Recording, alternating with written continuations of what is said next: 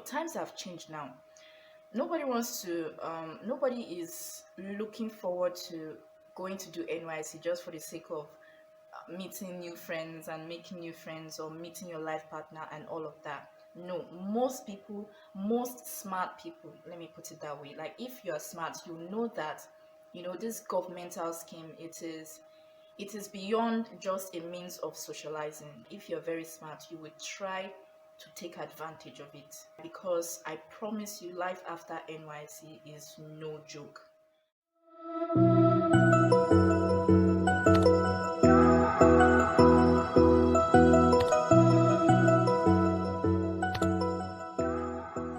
So hey guys, welcome back to the channel and to another new edition of What Nobody Tells You About NYSC. If you're new here, hi, so nice to meet you. I am Damsey and you're most welcome to this crystal amazing community where we talk all things lifestyle, beauty, skincare, mindset, and a little bit of DIY every now and then. If these are topics that you know that you love, or these are subjects that you'll be interested in, or you just naturally fancy, please consider subscribing to this channel. It is easy. All you have to do is click on this red subscribe button underneath this video and you're good to go. And of course, do not forget to turn on my post notification on so that you can get notified whenever I post my next video. So without much further rambling, let's just get right into it. How to survive rural areas and live your best life during your NYSC. First of all, I have to say that if you are Nigerian, or if you are a fresh graduate and you are prepping for your NYSC program, let's say you're still awaiting your call-up letter and all of that, I'm sure by now you would know that it is obvious that the program is designed in such a way that it likely throws you off to states that you've never been to. So that is why personally, I'll say that when you are registering for the states that you want to be posted to, in the computer, if you're very familiar with the registration process, they always give you options from the different geopolitical zones in the country. So when you are filling the spots for those geopolitical zones, I feel like this hack that I've noticed that really works. Let's say that you have options like Ogun State for the West, and let's say Jos for North, and you have River State for South. Yeah, let's take those options like that. Like, those were the states that you filled in for each geopolitical zones of the country. So you've already filled those parts, right? And let's say, whenever you fill it up like that, we always have that one or two states at least. You should have two states in mind amongst those ones that you just filled in that you really, really want to be posted to. You will definitely have something like that. So a hack that I have found that actually works is that when filling the part of the form that asks you to list the states that you've been to, I would advise that you list all the states that you don't want to be posted to. Yeah, because I noticed that is how the computer algorithm works. So make sure you list all the states that you do not want to be posted to. Even if you've never been there before, just put it there, because when you put it on that spot, it reduces the chances of the algorithm or the computer sending you off to any of those states. So let's say, for instance, now states like Kebbi State, most of us don't even remember that such states exists. So you want to reduce the chances of the computer posting you there, you need to add it to that state that you've visited before. So put it there, put Borno, Bauchi, all those northern states that most of us don't like. You can dump them all there. Then when it comes to the part of filling the states that you want to be posted to, then you can fill it with the states that you know that if you were posted there, you will still be okay with it, right? So then from there, you just have to depend on the computer to just shuffle it up and choose one of the states and put it there. So in my own case, I was lucky that actually worked for me. But what we are here to talk about is not how to get the states that you want. It is about let's say you've finally been posted, right? You've gone to camp, you've been posted to a very good state, then you've finally gone to camp, and then from camp again you also be posted to the particular local government where you're supposed to report to and basically serve in. That is where a lot of people that's where a lot of people literally face the worst horror of their lives, okay? Because sometimes, let's face it, sometimes, if not most times, you get thrown off to local governments that you're not familiar with, places that you did not expect. So this video is specifically for those of you that might get thrown into a remote location or a rural area, like those places that are like towns that are not really all that exposed and developed. I am here to tell you that all hope has not been lost. Because now, let's just face it, if you're doing NYSC, I think times have changed now. Nobody is looking forward to going to do NYSC just for the sake of meeting new friends and making new friends, or meeting your life partner and all of that. No, most smart people, let me put it that way, like if you're smart, you know that this governmental scheme, it is beyond just a means of socializing. If you're very smart, you would try to take advantage of it. Why? Because I promise you, life after NYC is no joke. But of course, we're not here to talk about that in this video. We're here to talk about how to take advantage regardless of the worst possible area that you could be thrown into. Now, disclaimer, I am not an expert in this. I am just here to just shine lights in a particular idea or thoughts that I feel like a lot of people that get thrown onto all those unfortunate places do not know about. Just basically something that nobody tells you about being posted to a rural area in NYSC.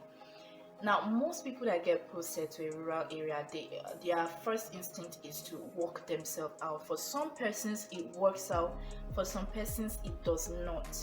While some people are kind of like, okay, whatever happens, whichever way it is fine. But should you decide to manage or stick to the rural area where you are being posted to, whatever your reasons might be, this video is for you. So I am here to tell you, first of all, do not lose hope, because I have known people who were posted to rural areas, and at the end of the NYSC they came out with a very, very good results in the sense of like they made something of that opportunity, they made something of themselves, compared to some persons that were even posted to capitals and bigger cities than that. So it's for me, I think the way life has changed nowadays it's not really about the location, it's not really about where you were posted to, it's more about how you took advantage of what you have or where you were posted to. So it's more of that. So that is the perspective that I'm here to speak on. So the first thing that I want you to put in mind is that being in a rural area actually does have its own advantages, and you would be very, very surprised. So the first and major advantage of being in a rural area is, number one, you have time. You have time. And why do I say this? If you are being posted to a rural area, you will most likely be posted to schools, secondary schools or primary schools and stuff like that, but you will most likely be posted to a school to maybe serve as a teaching assistant or a teacher or whatever, and most likely, again, these schools are not going to pay you. Most likely they're not going to pay you, which is fine, but I would advise, okay, because these days time is money is time. If you're being posted to a PPA where they do not pay you, that is fine, it is not the end of the world. However, what I feel you should do is that do not overwork yourself. Yeah, if you're being posted to teach a particular class, do your duty. Make sure you teach. Make sure you sign in, you sign out. Do all what you are being instructed to do. But don't overdo. If, let's say, your teaching time is 9 a.m. to 10 a.m. every Monday to Thursdays, go to school when it's almost 9 a.m. You can just go into the school compound when it's almost 9 a.m. You teach. When you finish teaching, make sure you see your teachers, make sure they all see you and they confirm that you actually came. Try to relate with a few persons, maybe for like an extra 30 minutes after teaching. Then you can leave. You can leave the school compound. They're not paying you, so you don't have to be there from when the school is opening to when it is closing in the afternoon or evening or whatever time it will be. So you don't have to be there. Once you're done teaching and you've said hello to important people, if you understand what I mean, people that must know that you're actually attending classes, you've already said hello to them and all of that, then you leave, you save your time, you go and use it wisely to do something else. So time is a very good advantage. Why it is a very good advantage compared to people who are in urban areas is that sometimes in the urban areas, take Lagos for instance, there's hardly time for you to work 2 jobs. And like someone that has time to work 2 to 3 side hustles, that is, if you go for strategic side hustles, right, it's a very good advantage for you. It's a very good advantage. Depending on how much each is paying, you could even be there in that rural area and you are earning up to 100k or even more than in a month, and that is minus your Nysc allowee. That is if you really play the game very well. So time is a very, very important factor that you are most likely going to have in a rural area, because they don't have issues like traffic or any of that. So transportation is quite straightforward. It's not always crowded. So time is one of the biggest advantage that you have. And if you're someone who recognizes the fact that time is also a very good resource and time means you're actually wealthy, if you're someone that recognizes that, you will know that being in a rural area is not so bad.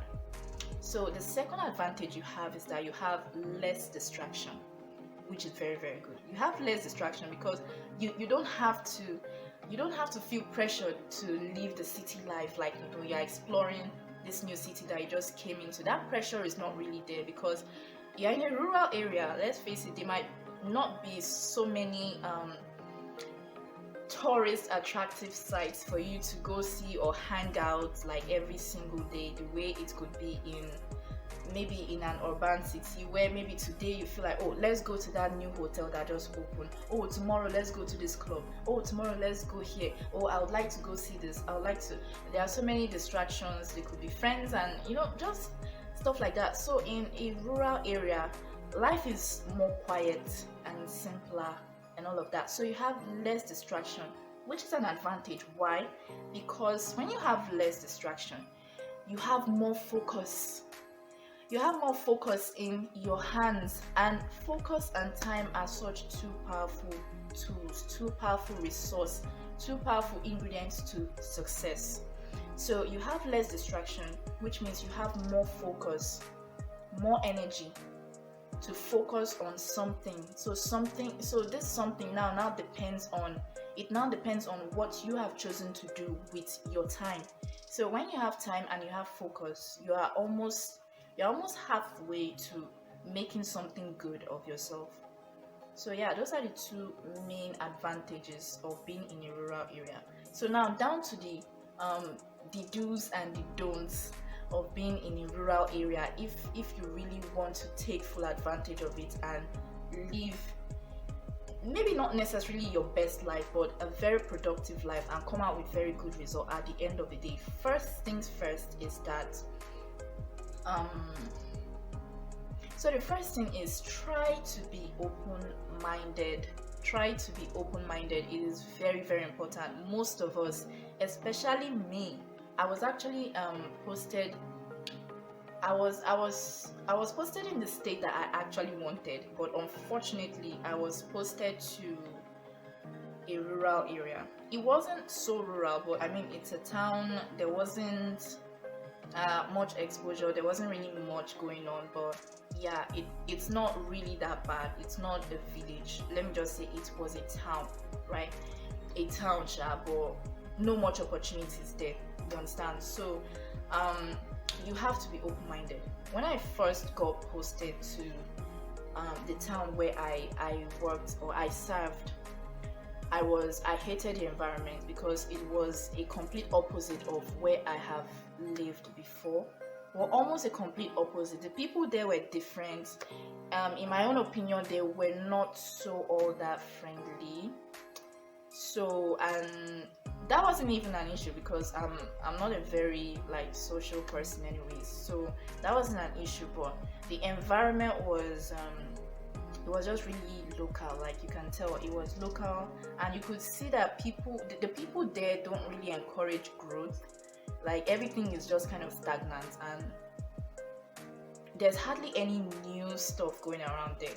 So I was really close-minded when I first got there. I had all these plans before I got posted, like before I first went there. Like after I left the camp and I saw the name of the local government that I was posted to, I've never been there at that time. So I had high hopes that okay, maybe it won't be so bad. I mean, come on, it's River State, which was the state that I was posted to. So I felt like it won't be that bad, right? Because it's River State and everybody speaks so well of River State. So yeah, I went to the town. When I finally got there, all the plans and all the ideas that I had just flew out of my head. Why? Because I became so close-minded. Like I was disappointed. I saw the place. It wasn't exactly the way I had hoped that it would be. So at that moment, and like I was like that for several months. There were opportunities that were literally staring at me in the eyes and going, and I did not notice them until after I had consumed a lot of positive messages and stuff that later opened my eyes and opened my mind. Then I realized that, oh my god, like this thing that I am planning to start right now, I didn't mean I knew. I would have started it earlier. And I didn't start it earlier because I was close-minded. So the first thing I would advise is that try to be open-minded. Just look out for the positive things about the area. So try not to focus on the negative. Of course, there will definitely be negative things because that is why most of us don't like going to rural areas. We like to work it to the particular place that we want. And I'm telling you that there's a chance that you might not get the place that you want, or you will be frustrated and you would eventually have to give up and just stick to the one that you are being put into. So that is why you have to learn to be open-minded. So just remember to focus on the positive parts of that place. So secondly, I would say try to relate to the locals. You're in a new environment. You're completely new to this environment. You don't know how things are done. You don't know the culture. And if at all you're going to start a business in that kind of environment, or if at all you're going to, be successful or make something of yourself from that environment of strange people, you need to understand their culture and their way of life to some degree. And for you to learn that quickly, it requires you to actually make friends with one of the locals around. At least one or two, but at least one. At least be open to making friends with the locals. Some persons are usually just closed up. They're like, I don't want to be friends with all these local boys, local men and women. Like they're, don't look down on some of them. Some of them know what they're doing, and even if they do not, you are an educated person, which gives you an advantage. Like when you know them, you're smart enough to at least know how you can use them. And I don't mean use in a bad way. I mean you would know how you can take advantage of the relationship to actually gain what you want to gain, and probably even more depending on how well you connect yourself around that area. So that is another thing that you should definitely put in mind. So the third thing that I would advise you to do is try to invest in learning a new skill, or investing your time in learning professional courses. Now, in every local government area where Nysc is operating, you will definitely have a lot of should I say professionals that come around to pitch to the youth corpers to try and enroll for some professional courses that they have compiled together and stuff like that, they're also making gain from it, and you are also making gain from it. So it is definitely something that will happen. It's not necessarily something that you have to go and look for. In that sense, some persons would be like, oh, what professional course will I be able to get in this local area? Trust me, you don't have to go get them. They will come and get you. All you have to do is just know the right one, the one that is beneficial for maybe what you have in mind to do after NYC or during NYC.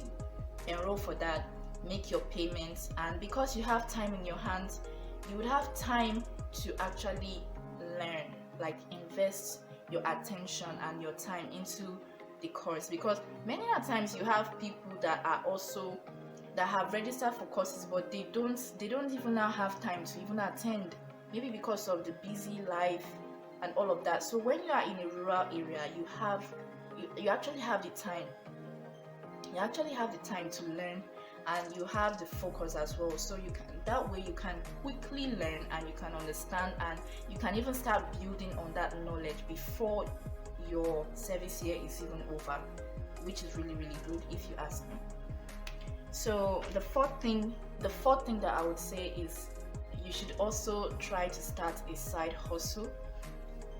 Nowadays, there are so many side hustles that you can start online, so many beneficial side hustles that all you literally need is a laptop or your phone, a very, very good phone, and good lights, and a very, very good phone and data. That is all. Now, in the case of a rural area, I know so many people would complain of network and all of that. Some of them actually have good network nowadays, and even if, let's say, you go to a rural area that does not have a strong network, I don't believe it will be all network providers. So you just try and get the one that works best in that particular area. So don't let that be a hindrance to whatever plans that you have. You understand? So just try and get good data, and you have money, you're spending less money on transportation, so you can actually invest in enough data and just start an online side hustle. It doesn't even matter where you're doing it, anywhere in the world. There are just so many online side hustles that you can start, that your location honestly does not matter. It really, really does not matter. There are people out there, even in this country, that we are complaining. There are people that are earning nothing less than 100k from their bedroom. Just a small bedroom, a tiny bedroom in a remote area, not even a big city. They are earning 100k per month and more than. So it's not really about the location, it's more about what you are willing to learn, what you are willing to sacrifice. So that's another tip for you guys. So finally, I just want to leave some word of encouragement for you. If you find yourself in a rural area, like I said before, don't lose hope, don't break faith. Like, it is not the end of the world. You can still make millions in that location where you are, to be honest, because in this new world that we are in terms of technology, like what technology has offered us, your location is literally just you and your device. That is your location. So as long as you can travel anywhere with your device, you can do anything, you can achieve anything. I think a few days ago I actually saw a picture on Instagram of I'm not sure that person is from this country, but I believe it's a government official, a female government official that needed to do is it a press conference or something like that? Like, she needed to record some live videos and stuff. So I'll try and see if I can still find that picture, and if I do find it, I'll probably put it up here. Like, you can see that she was she was literally stuck in traffic. She needed to get to her office to make this live video. I think it was a news or conference or something like that. She needed to do that from her office, but unfortunately she was stuck in traffic and she was running out of time. So you know what happened? They actually parked by the roadside. They just went to a much more quiet area. They set up all the national flags the flag of the country, and I've just forgotten. I've forgotten all those small details, but they set up the flag of the country, and then the woman said they provided a chair. I don't even know where the chair came from, with a table. They literally set up the spot for her outside, and she was right there live doing her conference, doing her interview or whatever. She was doing it by the roadside, and nobody knows. Your location does not have to be a hindrance to what you want to do. Like, that is one of the biggest advantage that we are living on in this era that we are in right now. So people who complain of location, I feel like it's because you're not looking deep enough. So what I would advise is just try and gather knowledge. Try and learn what you should learn. I'm sure there are probably some persons watching this video that even know better than me, but this is just my own opinion and the little advice that I can offer. So perhaps if you're watching this video and you have other positive ideas on how people in rural areas can actually make the best out of being there, please feel free to share that in the comment section down below, and I would really appreciate that. And if you know that this video really helped you in any way, or you find something positive from this video, please don't forget to give us a like and share this video, of course, to anybody that it would be beneficial to. Thank you so much for stopping by in today's episode, and I will see you in the next. So have a lovely day, and make sure you take full advantage of your NYSC service here. Bye.